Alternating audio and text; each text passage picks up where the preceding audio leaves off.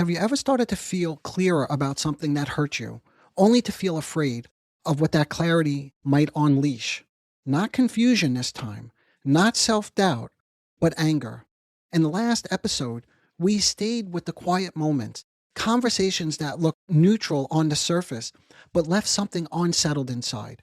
We explored how covert narcissistic parenting doesn't usually wound through overt attack, but through subtle deflection, emotional withdrawal, and the slow training of a child to mistrust their own reactions. If you haven't listened to part one yet, and you have some time, I'd encourage you to pause here and go back. It lays the groundwork for what we're about to take up today. But I'll do my best to get you oriented by way of a little review as we go along.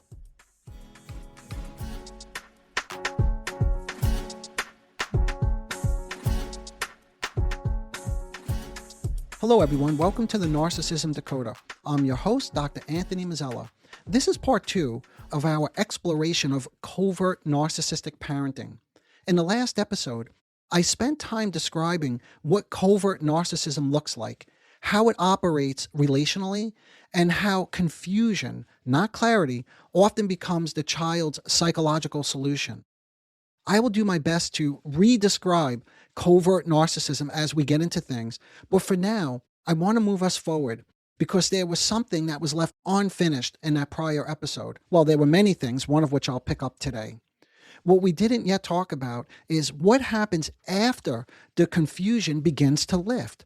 When the daughter, in that example, starts to recognize that the discomfort she's been carrying is being generated within the relationship with a covertly narcissistic mother. And it wasn't just the daughter, by the way. I also gave a vivid example of a young man who got engaged and his covert narcissistic mother had a very cold, distant response, which again, we'll go into that in more detail momentarily.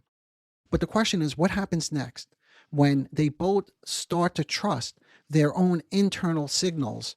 And what happens when the son begins to recognize that the guilt that he's been carrying isn't his own, but is repeatedly induced by his mother's difficulty tolerating his separation and engagement? Remember that he got engaged to the woman he loves.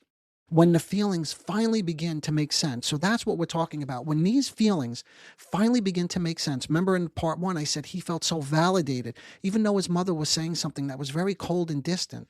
He felt validated because he saw something so clearly that he's never been able to see his entire life. Very often, what emerges next isn't just relief. There's also some anger, and that's what I wanted to talk to you about today. And for many people who grew up in these dynamics, anger doesn't feel liberating. It feels dangerous. So I want to stay with that. What happens when anger begins to come online after years of emotional disqualification? Why does it feel so frightening, so destabilizing, even when it's justified? And how does covert narcissistic parenting shape not just the suppression of anger, but the terror of having it at all? That's where we're going today.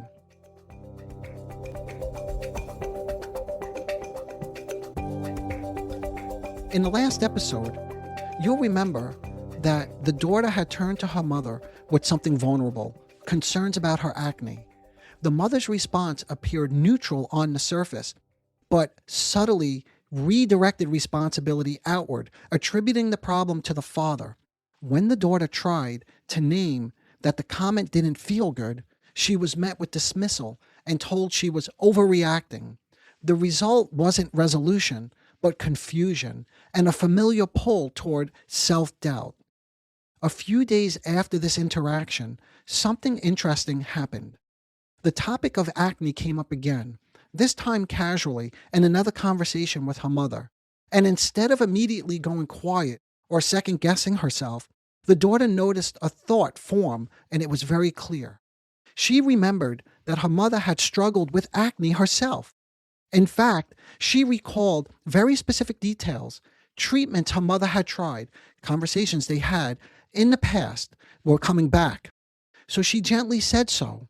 She reminded her mother of her own acne and of the treatment protocol she had once described to her. Her mother denied it. She said it never happened, that she never had acne, that the daughter was mistaken. But the daughter pressed calmly, not confrontationally, well, let's say slightly confrontationally, because she was pressing, offering more details, more memories, more evidence. And still, the mother insisted, no, it's not true. And this is where we'll pick up next, because what matters here isn't who's right about the acne. And you've all heard me say this many times. It is not about the facts. It's what happens inside the daughter when her emerging clarity meets denial, and how anger, quiet, frightening, and newly accessible, begins to enter the room. So in other words, her anger, which is frightening, is coming online. And what happens at that moment?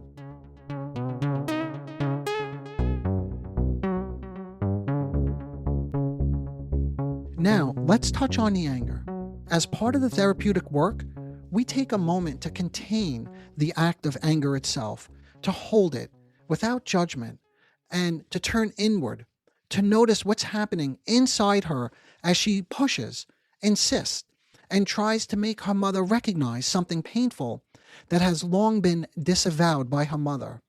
From there, what emerges, and what we explored in more detail, were the various feelings she was experiencing, the fear, thrill, and danger in the moment of the measured, what we could call aggression. I don't call it just anger because she's pushing on the mother now. But let's look more closely at the daughter's insistence, her gentle but firm assertion, you did have acne. Psychodynamically, this is an aggressive move. It's subtle, measured, and morally camouflaged, right? Because it's about the facts. But it's aggression nevertheless. Why? Because it interferes or intervenes in the mother's psychic equilibrium in several ways at once. One, it punctures denial. The daughter is bringing into consciousness something her mother is actively disavowing. Even without raising her voice, the daughter is intruding into a space the mother has long kept protected. Two, it reverses the usual direction of exposure. Historically, the mother has been the one to expose defect in others, right? Remember, it's your father who has the acne, not me. So the mother exposes defects in others while shielding herself. Here, the daughter flips that pattern. She's the one exposing, quietly but unmistakably. Three, it challenges her mother's covert narcissistic authority. By asserting herself as the knower of the truth, now this is the daughter, she knows the truth, she undermines the mother's control of the narrative. She no longer passively accepts the mother's version. She stakes a claim to her own reality. And four, finally, and these are just a few of the things, it's even more complicated, but it carries an unconscious note of retaliation. After a lifetime of carrying the mother's projected defects, the daughter's insistence says, in effect, you don't get to stay intact while I silently bear this anymore. In other words, I'm not going to sit here, I mentioned this in part one, and take in something that you're putting on me. Even though the words that the daughter uses are factual, calm, and almost ordinary, the psychic impact is aggressive. It's a small, precise act of pushing back, a controlled eruption of what has been long suppressed, again, inside the daughter. So what happens inside her when she insists, you did have acne, and her mother denies it? The first thing she noticed was, similar to her prior description, her inner engine was running. You might remember I mentioned that in part one. But her inner engine was running again as she was doing this with the mother. There was a bit of adrenaline and almost an electric awareness that something risky just occurred. It was thrilling and terrifying at the same time. She also experienced fear. She knows this act challenges her mother's equilibrium. Historically, pushing back has carried a psychic cost, tension, withdrawal, and even emotional invalidation. That's what the mother would do to her. And that fear was alive, and she was able to talk to me about it. Now, the thrill was for the first time, she's really asserting her reality, and it lands. She feels a spark of agency, proof that she could speak her truth. But there's danger with that, right?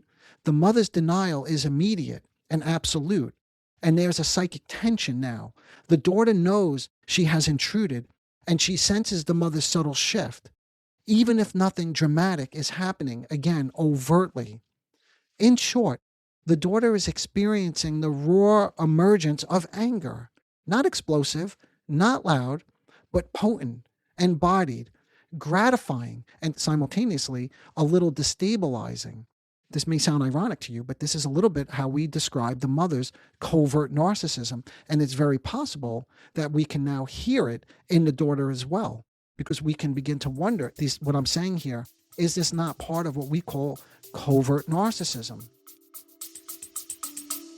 Let's take a quick break. Are you tired of feeling like you're walking on eggshells all the time? Do you feel drained, confused, or like nothing you do is ever good enough? Are you stuck in a cycle of elation, then criticism and confusion? If any of this sounds familiar, you're not alone. And that's exactly why I created Office Hours with Dr. Anthony Mazzella. That's me. Office Hours is a low-cost, small group space where you could bring your questions about narcissistic traits and dynamics and the places where you feel stuck. You'll be met with honest, grounded feedback. I'll hold the group with structure, but there's also space for real conversation. This is a space designed for anyone looking for clarity, insight, and support. If that sounds like you, just click the link in the show notes to join us. Okay, I hope to see you there. But here's the critical piece. All of this is not about acne. I think you're picking up on that.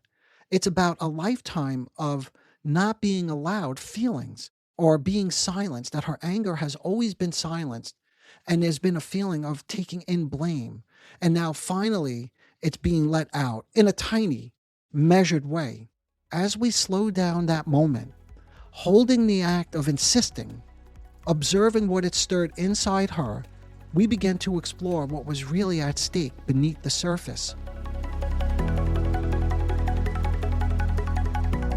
One of the first things that I emphasized in the therapeutic space was her longing to be heard, to reach her mother, rather than the aggression in her insisting. In other words, what I focused on was that she was not pushing her mother to create some kind of fight, but that she really needed to be heard and understood. Why? Because in this relational structure, we have to remember that aggression, an act of assertion, of existing, like the man I told you who got engaged, that was an act of existing separate from his mother. All of that is forbidden within a narcissistic relationship. It's forbidden by a narcissistic parent. So it rarely appears openly as anger, protest, direct confrontation. Instead, it shows up in a more subtle, again, I could say covert way, to borrow that term, because I said we may be seeing some signs of covert narcissism here, but it shows up in subtle, permissible forms, insistence, correcting, stating facts, I quote, facts, because I love that word, and pressing when someone clearly doesn't want to acknowledge reality. When I say that out loud, how it appears, again, and I know I mentioned this already, but this all sounds a little bit like, and I quote, covert narcissism. Almost like the daughter has an identification with her mother's covert narcissistic self. But anyway, the main point is if I were to name the aggression outright too early, patients like her often experience it as, you see, I really am bad. I'm attacking, or I'm ungrateful, or I'm too much of a burden. And then the internalized maternal narcissism, years of learned guilt, shame, or self-erasure, collapses right back over them. So if you have someone like this in your life, the goal, at least initially, in my own experience, is to lead with meaning before judgment. Lead with meaning, which means understanding before judgment. That was an aggressive act. In other words, we first explore, why is she insisting that her mother had acne? What is she longing for? What is she trying to accomplish? when she keeps insisting? And what is being activated inside her that she needs to do it this way? Is she perhaps longing for something, looking for something? And if so, what is she looking for? See, these are some of the questions that I explored with her. Only after that foundation is established can she begin to recognize the aggression, but now not as evidence of being, and I quote, bad, not as doing something wrong, but as natural, contained, and understandable. It's an understandable response to having carried disavowed feelings from her mother for her lifetime. So now, I think you're beginning to notice we are really trying to understand, and what we're really asking is, what is the function of the aggression? What is it actually doing for her? That's the main goal here.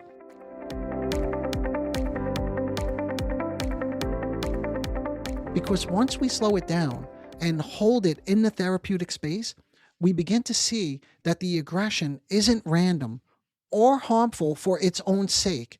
It has a purpose, a psychic function that has been forbidden for years. This part is crucial. The aggression is doing several important things for this woman. 1, it asserts reality. By insisting that her mother did, in fact, have acne, the daughter is reclaiming her own perception of truth. She's refusing to let the mother's denial overwrite her memory or experience. It's a small, precise act of what we could say reestablishing reality on her own terms. 2, the aggression creates psychic space. For decades, her inner world has been occupied with managing her mother's discomfort, shame, and disavowed feelings. This insistence creates a crack in that dynamic. It makes room for her own feelings, her own authority, her own sense of self and agency. And 3, if I may use a psychoanalytic concept, it pushes against the mother's, and here's the concept, projective identification. Historically, the mother has projected defect, shame, and blame onto the daughter. By asserting what is true, the daughter is no longer unconsciously carrying that material as if it were her own. Instead, she begins to recognize that these feelings originate in the mother. The very process I described in part 1, and one that became possible through the therapeutic work as her capacity to mentalize increased. In other words, a capacity to think about her mother's own thoughts, feelings, and motives. Rather than automatically absorbing these interactions, she can now reflect on them. And in doing so, she is no longer willing to carry her mother's insecurities in silence. While this does not appear to be purely, and I quote, sadistic aggression, it is measured and factual. It matters still, right? It is still experienced, even though it's not sadistic, it's still experienced by the mother as an attack. And predictably, it triggers retaliation, denial, or subtle punishment. That's the pulling away or the coldness. And this is where the real danger emerges, not in the aggression itself, but in what it unleashes inside the daughter. When we listen closely to her thoughts about the anger, what emerges is not triumph, but terror, that she upset her mother. And as we explore that further, something familiar appears. Her mother cuts people off, she says. Her mother withdraws. Her mother disappears. And the daughter now is terrified that she, too, will be abandoned by her mother. Almost immediately, her mind turns on her. Did I go too far? Was I mean? Did I hurt her? And just as quickly comes the familiar impulse to repair, retract, soften, or explain. This is why the work cannot stop at simply recognizing the anger and aggression. In treatment, we have to stay with what it cost her to assert her own reality, how quickly agency collapses into fear of abandonment and self-attack, how protest becomes evidence that she's, and I quote, too much, and that wanting anything, naming anything, or pushing back at all risk driving her mother away. At this point, with both the patient and perhaps many of you who are listening to this, where you need some help or where she needed help was in making a crucial distinction. Not all aggression is the same. In the work, I slowed us down here and helped her differentiate between destructive aggression and self assertive aggression. I said something like this: there's a difference between aggression that attacks and aggression that protects reality. Yours seem to feel much closer to the second. Am I getting that right? That distinction matters because without it, any expression of anger gets collapsed into danger, into being bad, doing something wrong, into being ungrateful or cruel, that something is wrong with you. But not all anger should be treated that way. But what she was doing wasn't an attack for the sake of harm. Remember before I said it wasn't sadistic. It was an effort to preserve truth, to prevent her own experience from being erased yet again. And then we went one step further because the real problem wasn't that she pushed back. It was where it had to go. In other words, I said to her, the issue isn't that you asserted yourself. It's that you directed it towards someone who can only retaliate and not reflect on what you were questioning or saying. This is the pivotal shift in the work right here. It moves us away from self-blame. I shouldn't have felt that way. I shouldn't have said that. And toward a much more painful but liberating question of, and I quote, object choice. In other words, who can receive your reality without punishing you for it? Who can stay present with you, right? That you don't need to immediately soften it or repair, or that you don't need to disappear. In relationships organized around covert narcissism, aggression has nowhere safe to land. In other words, you can't talk to a parent about these things, or it's very rare. Any push for reality is experienced, in this case, like, for example, by the mother, as what? As an attack. Any difference, even a difference in opinion, a difference in their memory, right, of how things unfolded around the acne, is felt as a betrayal. So, the therapeutic task isn't to eliminate the anger or aggression. It's to help her recognize it, contain it, and eventually redirect it away from the parent who cannot bear it and toward relationships where it can be thought about, responded to, and metabolized. And for those of you listening, this is often the moment where something clicks. The problem was never that you were, and I quote, too angry. It was that you were angry in a system that made anger impossible. It could not be accepted. It could not be heard. It could not be tolerated.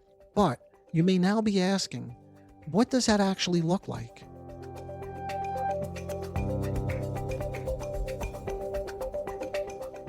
For someone who's grown up with a covertly narcissistic parent, it often doesn't look like a confrontation at all. It might look like this. She notices the familiar surge of irritation after a call with her mother, for example. But instead of sending a clarifying text, over-explaining, or feeling guilty that she's done something wrong, she pauses. She lets herself feel the anger without immediately turning it into guilt or pushing on the mother, like in the example that I gave, to prove some point. Or like the fellow that I mentioned who told his mother he got engaged. In that moment, the important thing was to reflect on that feeling.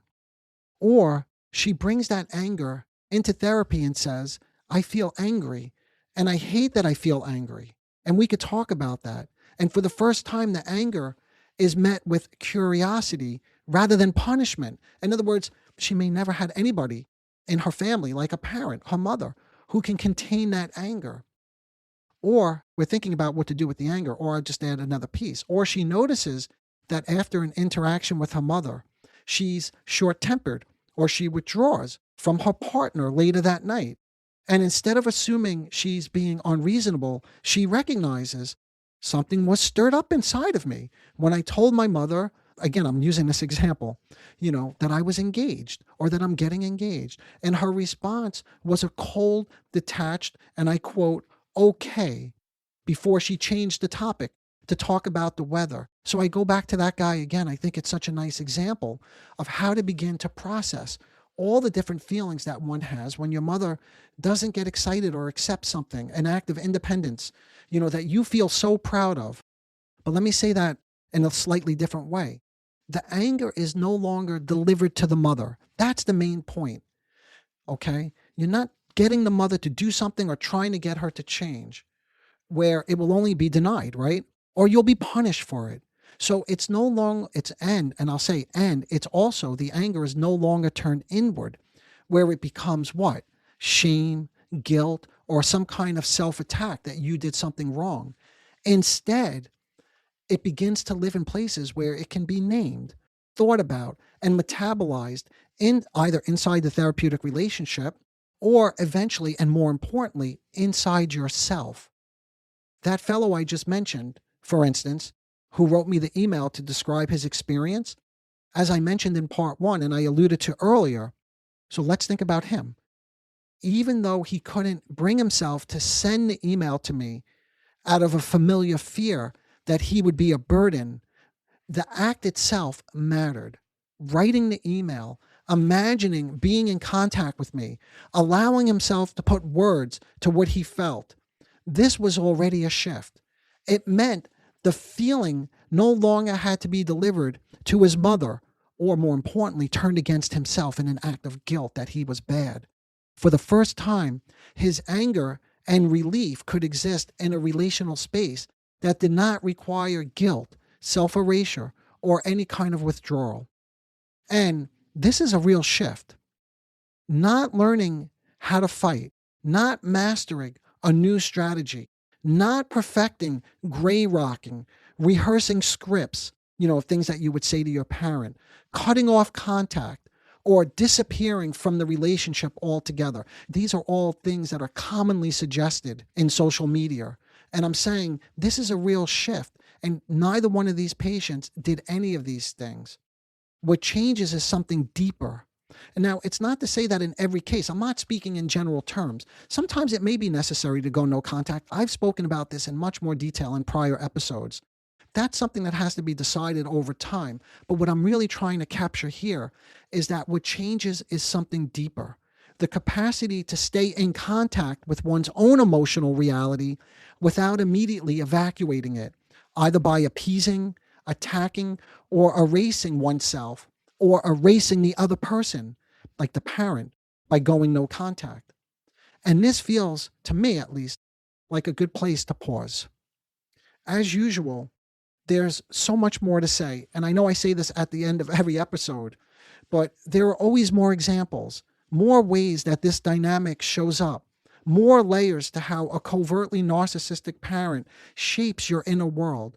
And I wish we had more time, because I could take this in many different directions right now. But for now, I have to be content with what we covered thus far in this 2-part series, and feel sanguine that perhaps this was enough for now. If this episode helped you recognize something about your parent, your anger, your guilt, or the quiet ways you learn to turn on yourself, well, then it's done its job. As usual, feel free to reach out to me. My email address is in the show notes below, and let me know if this resonated and what else you would like to hear about. Okay, thank you for being here. Until next time, bye for now.